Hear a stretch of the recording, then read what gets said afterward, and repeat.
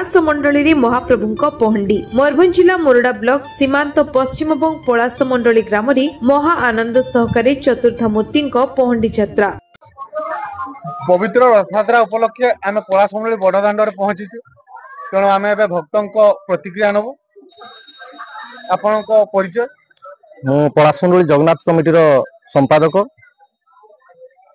ये केते वर्ष होला आपन को रथ चलुची?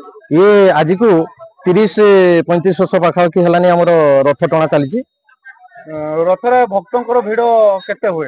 ये रथर ये पाखापाखि हमर हिसाब करने को गले हमर पाख पड़िशा हिसाब रे हमर पश्चिम बंग जे धुमसाई टुकलासिया कांजियामुंडा पलास मंडली ओई हमर टुकलासिया तापर रहिला छोटरीपुर नुआगां भालकुचुआ ये सब लोक सगाम होई थाए।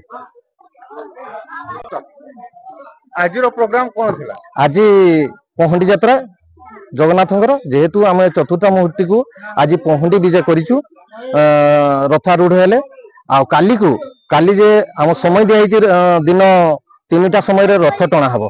आ अंचलवासी को समस्त को मोर ए न्यूज माध्यम रे निवेदन करुछि समस्ते आसी जगन्नाथ को एवं भौणी सुभद्रा देवी बड़ भाई बलभद्र को टाणी तांको माउसी बाड़ी को पहुंचाई दियंतु।